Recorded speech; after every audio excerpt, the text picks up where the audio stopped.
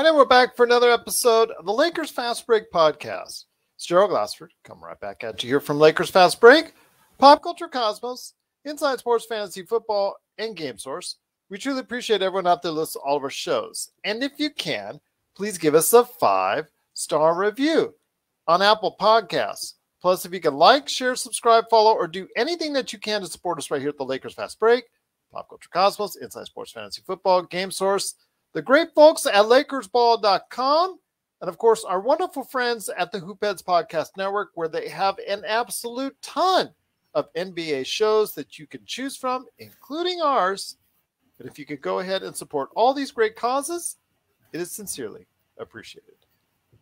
Well, in the season of ups and downs, just like a roller coaster, right now, I guess you could say that things are looking a little bit up right now for the Lakers after what could have been a very down week, which started off on a bad note.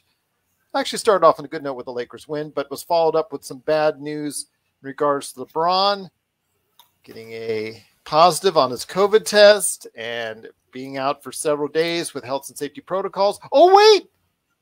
So, because we got the news that LeBron is returning to the lineup on Friday night when they go ahead and face off in their next game against the Clippers. How can this be, you ask? Because it's normally a 10-day wait, even for the best of cases. Well, it turns out that the positive test for LeBron turned out to be a false positive. And he has tested several times since, all negatives. So he got the go-ahead. He got the all clear. He got the okay from the league. So he's going to be back in the saddle once again when they face off tomorrow night with and against the LA Clippers. So this is going to be a good matchup indeed. And why are we now looking so forward to this matchup even more than before? Because the Clippers are currently on a downswing. They're now at 11-11. The Lakers, after a 2-game winning streak, they're now at 12-11. So things are starting to look up for the team because, as I say in the description, there's a very good possibility, even if they just win tomorrow, and if everything lays out correctly, and as well as the Laker fans can hope out there with Dallas and some of the other teams that are right around 500, there's a good possibility that by the end of the weekend, they could be back up to 4th place in the Western Conference. They're in 6th right now, and there's a good possibility if, as long as Memphis doesn't keep on winning by 73 points, that they can be in 4th place by the end of the weekend, which would be great news in a season, again, that's had its ups and downs. And here today to talk about LeBron coming back to the lineup, what this will do for the team, how the team has played in his absence in the one game, and, of course, everything going on with the team, including the injuries that we're covering in regards to Avery Bradley, which is actually a thumb injury. He has caught the thumb injury sickness that is trending across the NBA because there's several players out right now with thumb injuries, and he is one of them. And also waiting right now for a return for Trevor Ariza, who's starting to just get ready into practice with the team. So maybe he's not that far away. But who knows about Kendrick Nunn, and we don't know how long that's going to be. But here today to talk about where we stand with the Lakers, it's a good man indeed. He is the mastermind behind the moniker Ox1947 at LakersBall.com. Be part of the conversations that they have in all their great forums at LakersBall.com. It is my good friend, Mr. Joe Soro. And Joe, it's great to have you back on. I know you've been extremely busy, but you took time to go ahead and talk to us today, and it's always greatly appreciated. Well, again, thank you for having me. This was starting out, even the Pistons win was just it was an empty win. I don't know if that's the right word to use. Well, they came back and the Lakers were up by so far, and they almost blew that entire lead. So, as we said on the show, like you said, it was a very empty win at that time. It's been a consistent inconsistency with the Lakers. So, and then again, that first half with the Kings, it didn't look so good at that time. Oh, I was. If you go back and look at game time on Lakers ball, I was all but done. I'll be honest. I was at the point where, okay, we're sitting here at 11-11. It's 22 games in. We were saying 20, 25 games, but there was a massive athletic defensive focus since the beginning of the year. Now, you have to attribute that to the age of a lot of the main players, right? You're talking about Carmelo, you're talking about to some degree, you're talking about, let's say, Westbrook, even though I don't think he's in that category of old yet. He's still 32. You could have put Dwight Howard, DeAndre Jordan, if Avery Bradley was playing, same situation. But anyways, they look like trash in that first half and almost all the way halfway through the third. And then at I think it was the 10:52 mark of the third, they went on a 40-8 run. A 40-8 run that I remember vividly. The old Kobe teams used to go on those type of runs when they wanted to turn it on, and especially the even older teams when Shaq and Kobe would be playing. So I was watching that third quarter, and I was noticing that the Kings were still getting open shots, but they were missing them.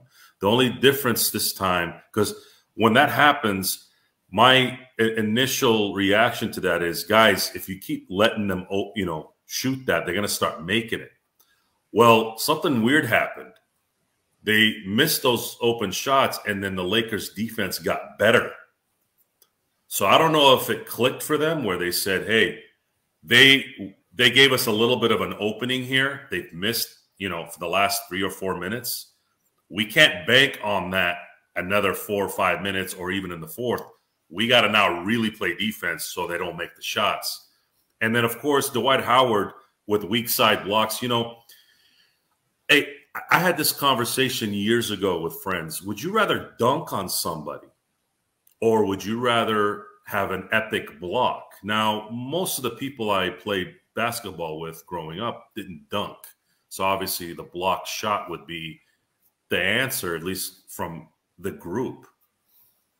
But you look at the 2006 NBA Finals, you looked at, some of the plays that even LeBron has done and some of those epic playoff runs that we've had or wins. It seems like a block shot changes something.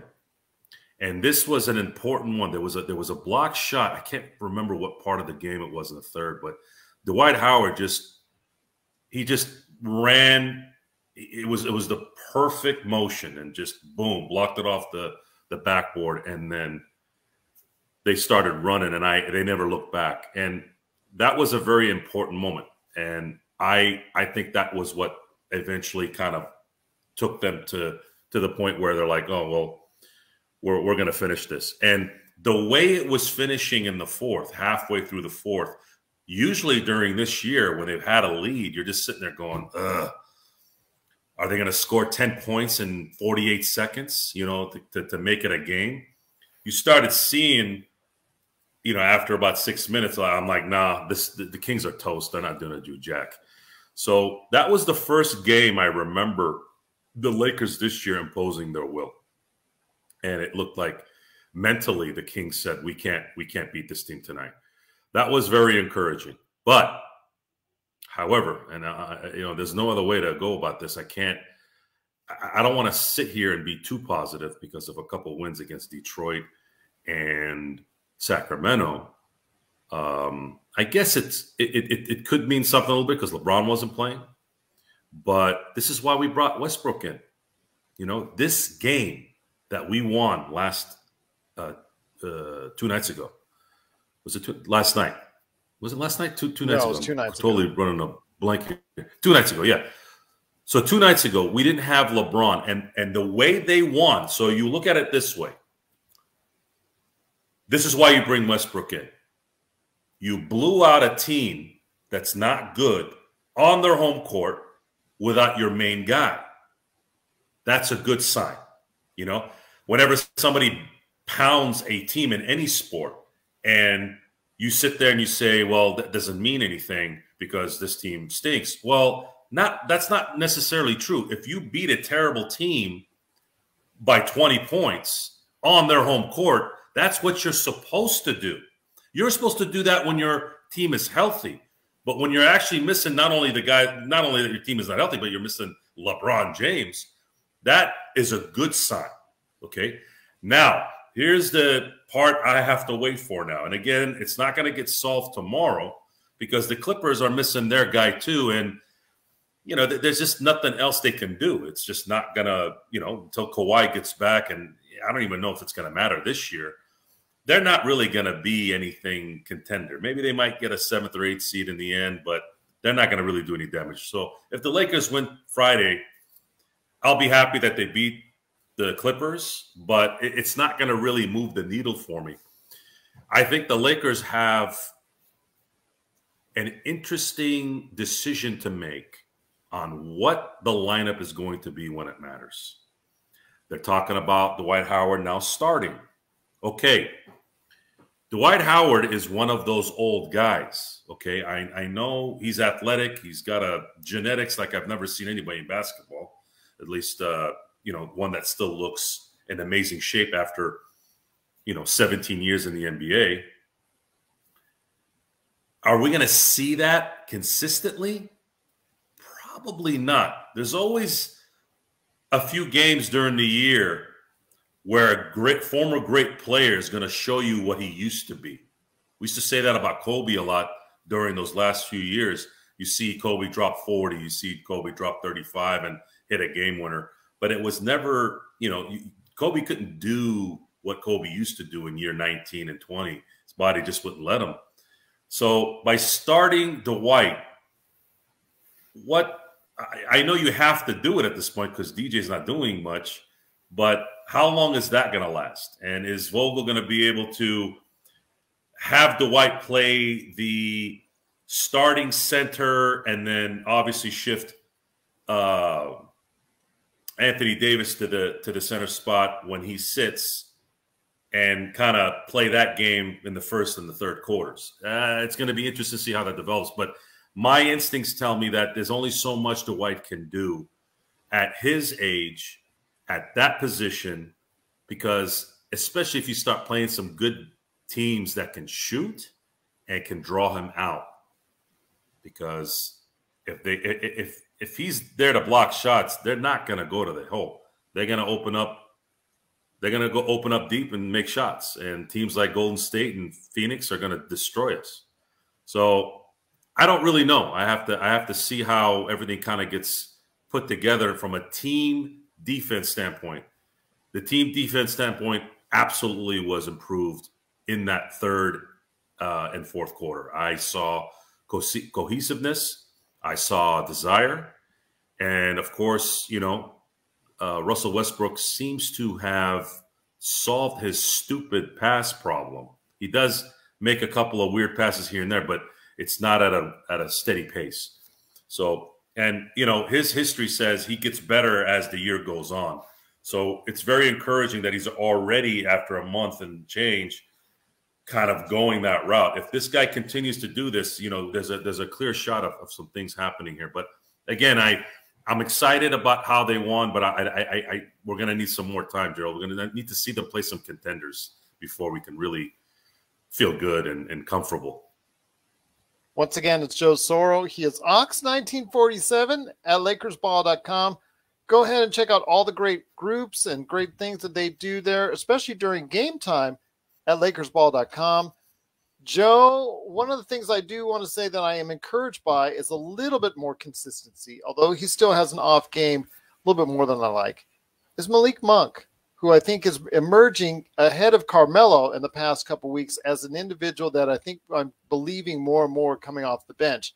I still love to see Carmelo be a little bit more consistent, but right now it's still with him and his age and whatever factors lie there, it's still an inconsistency issue there. But Malik is becoming more and more a reliable individual to get you points off the bench, or someone that could maybe possibly eye for a future starting role. We'll see, because Avery Bradley's right now out with a thumb injury, so we'll see what happens there. But you've got to be encouraged by what you're seeing from Malik Monk. He just was just great from 6 from 10, I believe, in the last game at the Kings. He's just been able to provide us on a lot of occasions already this season a good amount of points from a bench role or even as an individual that you're going to go ahead and rely on down the stretch. So your thoughts on Malik Monk, especially the fact that THT, a man that you said, and I've been really, when I've been saying since your following appearance on it, I've just been saying, how bad I felt for you with your comments on THT and your belief that THT was going to go ahead and keep on that consistent play. Well, since you said those comments, we have seen nothing but terrible play from THT, but an individual in his place that has stepped it up instead has been Malik Monk. We're going to need Malik Monk's youthfulness. So Carmelo Anthony, again, we have a player here who's been playing. He's in his 19th season. Once a week, if Carmelo shows himself being who he was, that's what you brought him in for.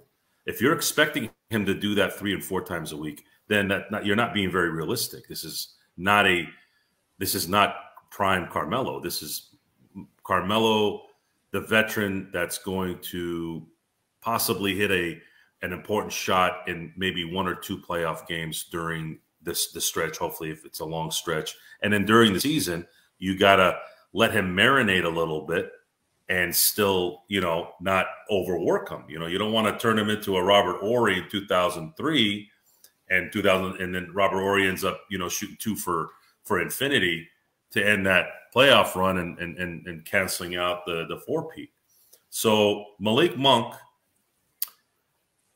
you can't expect this from him on a consistent basis. That's not who he is. But what you can hope for is that certain youthful players, and again, this is what I was hoping Kendrick Nunn could be, Malik Monk, THT, if they took turns having 1 or 2 games a week being a 4th option that's reliable, meaning hitting the open shot, hitting the open 3, it would go so far to help this veteran team transition and build the chemistry and save them for when it really matters. THT, I don't. A little bit of me is starting to, and I know it's only a month. I really feel bad because you were so high on him. You said there was no way you saw a fall in sight. And no, immediately I didn't. upon saying those words, that happened. I mean, I'm not saying it to be mean. I'm not saying to troll you. I'm saying it because I feel bad because you had such confidence in THT. Yeah, I've been wrong a lot this last few months. Well, I think all of us have been wrong. Yeah, I don't think I've been this wrong on gauging the Lakers. It's been pretty bad actually. You and everybody else. That's all I'll say. Yeah, but again, in the end, we have to wait. THT has to adjust because that's what the league is doing. Is they're adjusting to his game. He was picked over Caruso because of his youth, his ability to handle the ball.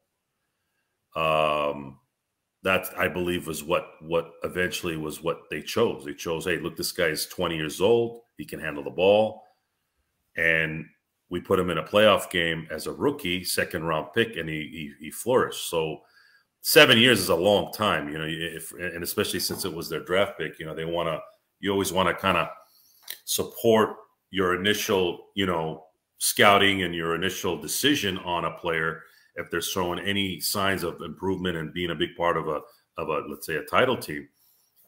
That's the route they went, and he came out guns a-blazing. He was scoring 23 points a game and doing his thing. I don't know if there's something going on injury-wise with him, or when he went 0 for 8 in that one game, if that kind of mentally kind of threw him off. Probably. When you're 0 for 8, that's usually a mental thing. You guys are NBA players. NBA players usually, especially with a skill set like him, you always kind of find a way to score in some capacity. But going 0 for 8 that's kind of a mental drag on you sometimes. Is Frank Vogel the type of guy that can devise something to help him kind of adjust? I don't know. Do they care? I don't know. I think they should. Again, THT, hopefully when Kendrick Nunn comes, Malik Monk, those three players have to be important parts of this team because they're the young stallions. And if those three are playing good day in and day out, and one of them take turns and who's going to be that fourth guy that's going to be a threat, it will help the team win games. It's just, there's no doubt. Carmelo will throw in some things. Hopefully if Trevor Ariza comes back, he can add 15 minutes of his veteran leadership.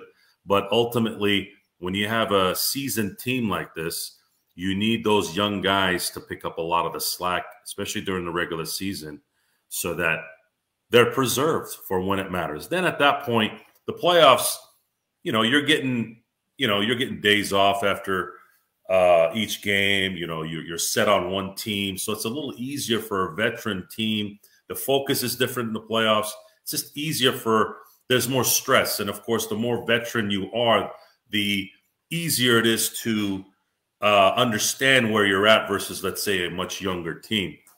So I think Malik Monk can keep this up, but I'm not expecting him to be the fourth option day in and day out, unless I'm totally wrong, which I hope I am. He's going to be that guy that's going to drop 20, 25 points probably once a week, maybe once every couple of weeks, but he's going to have some 6 and 7 point games because that's the player he is. He's a role player who can be neutralized depending on a matchup. I'll tell you what, my friend, it's been great talking to you. But before we head on out, again, the Lakers are 12-11 in 6th place currently in the Western Conference. They are just a little bit behind Dallas, which is the number 4 seed. They're going to be playing against the Memphis Grizzlies. And it's so funny, before we head on to my last question for you, that the point differential over the season, Memphis, even after a 73-point win, most in NBA history over the Oklahoma City Thunder, even after that, their point differential is still in the negatives, which tells you when they lose pretty badly. So to get a 73-point win and still be in the negatives it's kind of funny. You got to admit, it's kind of funny. But those two will match up against each other. So it's a good possibility if Dallas wins, Dallas will probably stay in 4th place throughout the weekend. But the Lakers will be behind in 5th with a win. But if Dallas loses and then the Grizzlies lose on the weekend, there's a possibility that the Lakers, when they play on Tuesday, could be as high as 4th place. So it's a possibility. Most likely not. But if the Lakers win, 5th or 6th place is still pretty good. It's on the way up. It's getting in the right direction. And, that those comments that were made by Anthony Davis on going like 10 wins in a row and all that he was saying, mind you, I don't expect that, especially with this team right now. But to get on a roll where you're winning 6 out of 7, 7 out of 8, that's certainly possible, isn't it? Well, when you're playing 4 games a week, you want to win 3 out of 4 every week. On the occasion, you'll win 2 out of 4, right? You're not going to go 75% for the whole year. It's not so much, losing the game. And a lot of times is how they're losing, and the fact that the Oklahoma City Thunder loses by 73 only hurts more that we had basically two games against them where we almost had 20-point leads against them. We lost both. And we blew that game against Sacramento at home. The difference again between 12-11 and 15-8 is huge. You just look at the number 12-11, 15-8. If you're looking at 15-8, the attitude, the acceptance of that particular situation is so different. And all they had to do was just focus a little more in, those 3 games. They didn't have to kill themselves. So that's the frustrating part. And I know those games happen throughout the year, but you also have to understand the position you're in. You're lucky right now. They were playing the 30th easiest schedule so far up until 2 days ago. The 30th easiest. There's 30 teams in the NBA. They have the easiest schedule in the NBA. Those first 23 games, you have to be 15-8 at the very least, because when you start playing Phoenix and you start playing Golden State, those guys are going to destroy you. And maybe their focus will change. Maybe that's the problem, is they're playing down to the competition. But I don't know if that's an excuse yet. Again, we're Laker fans, and again, I'm guilty of this. You know, we're so impatient. We're so into the moment. I seriously was about writing. I was writing them off up until the 10-minute mark of this last game. I just said, look, if these guys don't want to do this, then, you know, I'd screw them. You know, I'm tired of watching. You know, this is, you know, Russell Westbrook and Anthony Davis have no excuses. Okay, Anthony Davis is 27. Russell Westbrook's still in his prime. He might be at the edge of leaving the prime, but he's still there. So you can't give me that excuse. You know, those are two first ballot Hall of Famers that are still within that 27 to 33 age range where you're very, very functional and very effective in a basketball game. And you guys have enough experience to motivate and move things along. Again, we got Russell Westbrook for exactly the reason that LeBron was out, so that we had that third guy that can cover his butt. 2 days ago, we got a taste of what that meant. That is why we gave up Caruso. That is why we gave up KCP and Kuzma, for that moment right there, destroying a weak team on the road and in convincing fashion. So can we continue this? Can we beat the bad teams comfortably and then maybe win 60% of the really good teams that you're playing against? Because if you do that, now we're going to likely, especially with the way things are looking in the West, we need a fourth seed and up, in my opinion. Fourth seed and up, so that the Lakers can have home court in the first round, get their legs going, get their mojo going, and then once you get into the second round, I don't care how good Phoenix is, I don't care how good Golden State is. When you got LeBron, AD, and Russell Westbrook, and they're, you know, healthy and rolling, they have something to worry about at that point. So there's going to be that effect. And that's what I want this to get to. Well, I'll tell you what, my friend, it's been great talking about the Lakers, and everybody else out there. If you get a chance, please check out where he's at. Primarily, it's at LakersBall.com. Ox1947, he goes by. There's a bunch of great people that go by their own monikers and create your own today and interact with the whole team there at LakersBall.com.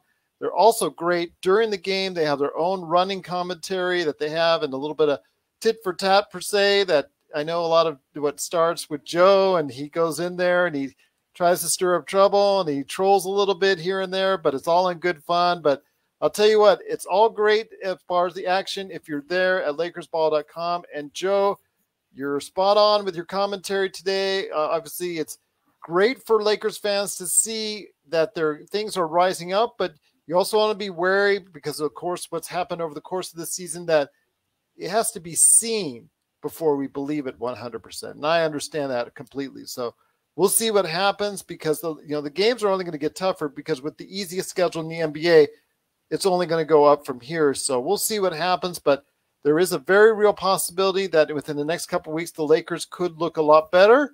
And I'm hoping by Christmas that they will be firmly in firmly in a fourth place position by the time Christmas comes around. If that's the case, I think that's a win for the team at this point in time after everything that they've gone through. But any last thoughts on the way out? Well, they have the Clippers on Friday, Boston on Tuesday, Memphis on Thursday, Oklahoma City next Friday, Orlando on the 12th. These 6 games are winnable. If they win the next 6, the positivity is going to go up considerably. So we're gonna get a chance to see if they can make up for some of those losses that they had and start showing that, hey, look, it took us a minute to get this thing together, but we're about to make a, you know, we're about to play the way we're supposed to play. And then you go into that Dallas game, you know, kind of hoping, you know, you got a good game there too. And then I think they play the Timberwolves a couple nights later. I mean, again, this is still somewhat of a favorable schedule. Now it's time to start making up for some of those losses. And some of the teams that they're playing against, those are winnable games. They'll be favored in probably 80% of these. So again, it's an 82-game season. I understand the guys have to get their feet together and all that. But again, it's very hard. It's very hard when you know basketball and you're watching and you're like, well, this doesn't look like a team that's playing hard and losing.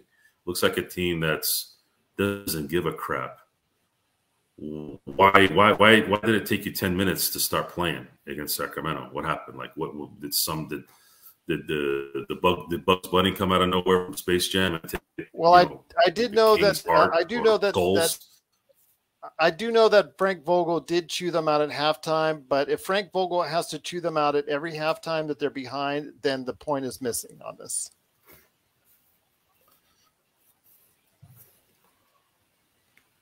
So well, basically, it's funny. It's funny you said that because I was wondering if Frank. Yeah. Oh, go ahead. Go ahead. Yes, I can hear you. Yeah, a little bit of a delay now, but yeah, go ahead, finish up. Yeah. So I had commented about, did Frank Vogel finally at halftime in this game tell everybody, you know what? I don't give a crap anymore. Do whatever you guys want to do. If you know, sports, you know, we you know, the MLB just went into lockout. A lockout after $300 million contracts are being thrown around, right? Or about to be thrown around. $40 million a year contracts. So imagine what the fans are going to even think of a game that already has become a regional sport, right? So now when you're talking about the NBA has a little bit of, you know, a negativity around it because of, you know, some of the politics that's happened in the last few years as well as COVID. I go, what better way to get some entertainment going on in this is miking the coach at halftime after an abysmal first half. And I have to admit, I would have loved to have heard Frank Vogel if this happened. Again, I probably didn't. But imagine him going, you guys suck. I suck at telling you guys how to do this. You guys just go do whatever you want. And if the result is them, you know, kind of being the disappointed child when the dad gets just fed up with you and just leaves, all of a sudden here we are. You guys turn into, you know, Dwight turns into Dwight 2008, and AD looks like Game 6 AD in the finals in 2020. Like I remember I was watching. I'm like, they can't stop AD from guarding everybody. He's everywhere. So again, I don't know, something to think about, man. I think with this low attention span world we live in, I think we need to start looking into. But see, that can't happen because we have a ridiculously wussified, weenie society. You know, he'll say the F word or he'll say some weird thing. They're like, "Oh, why are you calling people that?" And then they'll try to, you know, cancel that out. You can't do that anymore. Probably would have been better to do it back in the 80s and 90s. But again, real emotion is an entertaining thing, especially in sports. And when you see a group fighting, like that whole thing with LeBron and Stewart, you know, I'm sitting there going, he went nuts and he went this way and he went that way. I go, the guy was bleeding and he snapped. He's a human being, you know. LeBron could have sat there and said, I'm sorry, I didn't, which is probably what I heard he did. It doesn't matter. You're seeing literal blood coming out and you're seeing literal red. You know, give the guy a break. And I think the NBA actually, you know, this is, again, why I like Adam Silver to a degree. He suspended him for a couple of games just because of the enormity of it all. And then they suspended LeBron for one game, which I thought was total, you know, stupidity. Like, dude, he's playing basketball. It's not like he went like this, like hard, you know, meta world peace on James Harden. It's basketball, elbows getting away and all that. And then it's just, I don't know. We need some juice, you know, we need some juice, but then you're controversial. Then you're nuts. Then there's some other agenda going on. And I'm just like, dude, it's emotion. It's a game. They're trying to win. Relax. And I don't know. I would have liked to have heard the halftime thing. Something must have happened. Something, maybe one of the players said something and just said, you guys are a bunch of beeps. You know, you have no heart, out. You know, something like that had to have happened because no one just snaps like that. They were losing, and they were getting their butts kicked by the Kings again, who are not that good. They're 8-13, and it's not like you got a home court advantage. Half the freaking stadium were Laker fans. So what the hell are you doing over there? That's what I would have said. Like, what are you doing? What kind of basketball is this? You guys care? You know, let's go win this. This is Staples North. This will always be Staples North. Even when Crypto.com Arena is now in downtown LA, that place will always be Staples North. The house that Kobe and Shaq built. North Staples. So, I don't know. Some kind of speech like that might have happened. I don't know. Just guessing and hoping. It sounded like it indeed. But, hey, whatever worked that time for the Lakers, let's hope that momentum that took them through that second half in the best second half performance they've had the entire season for their best win of the season. Let's hope that the momentum will keep on going for the team into Friday, into Tuesday's game after that. And hopefully we'll get this team started on a winning streak that'll put them back in the top echelon of the Western Conference sometime real soon. They need to make a run here. They have several days off between games. They're playing a lot of the teams in the next week that are extremely winnable blowout type wins. You know, Oklahoma City, Orlando, even the Clippers to a degree, since they're kind of neutered right now.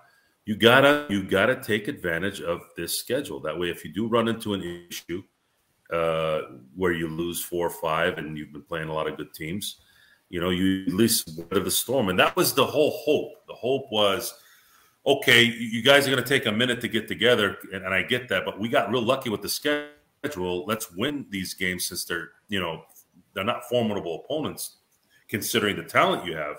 But they couldn't take advantage of it right off the bat. But if they could take advantage of it here and win, the next 6 games, you're talking about an 18-11 team after that.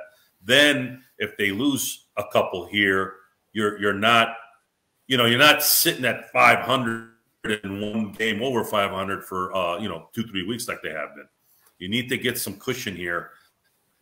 50 wins is important, and I think you're going to need about 52 wins to get that 4th seed this year from what I'm seeing. Maybe 54, maybe 55 if everybody adjusts and start winning the West. But I think there's a little bit of evening out that's happening in the league, which is real good for the league. The East and the West are finally starting to kind of even out a little bit after what? It's been 23 years now. So, again, we need the young guys to be the hero in picking times on which one can do it. They need to make their open shots. When you make your open shots, everything else starts to get put together. And then, of course, defense is always going to be about effort. Do you give a crap? Can the team defense work the chemistry to the point where everything flows nicely? You have a good anchor. You have AD, who to me is the best defender in the NBA when he's on. And then you have Dwight Howard, who, on occasion can be a dominant, shot blocking and rebounding presence. You know, one thing, Gerald, that I noticed in that game that was different and why I think Dwight had a great game is he wasn't fumbling the ball. He was not having a good year. I was even commenting on the Game Time thread for a few games. I'm like, I think Dwight's done. He doesn't look. I think he's about done. I don't know if he can do what he needs to do because I didn't really see much from him. I didn't see any like difference. I didn't see 2020 Dwight at all in the first month and a half. This was the first game where he came out and actually showed a little bit. Can he start? Yeah, he can start. Again, it's going to be hard against the teams that can shoot. You know, they're going to draw him out, and he's ineffective there. Well, I'll tell you what, it's still looking very good for the team right now. On a way up, things are looking better. And we will be here on Friday night after the game to talk more about the Lakers. Hopefully, it will be a win over the crosstown rival Clippers. We'll see what happens at the soon-to-be renamed Staples Center. So we'll see what happens there. But you got to go ahead and catch the latest things that are going on at LakersBall.com. All the stuff that's going on, all the trash talking back and forth, all the comments during the game, during their live chat as the game goes on. You got to go ahead and check it out today. All the action, all the forums, and all the things that are said at LakersBall.com. Well, Joe, it's been great having you on. I'm looking forward to getting you back on again next week and hearing your thoughts. There'll be more also as well. Hopefully that the Lakers will be in a better position come our next conversation in the Western Conference. Maybe top 4. We'll see. I know that if that's the case after a season that's gone up and down like a roller coaster, you know what? Hopefully things will continue to go up for the team. Now that LeBron's back, the false positive has been false positive and negative tests are there for him. So he is cleared. He's back to play with the Lakers. So we'll see what happens with LeBron's return to the court on Friday. And we'll be back to cover it after the game against the Clippers right here at the Lakers Fast Break Podcast.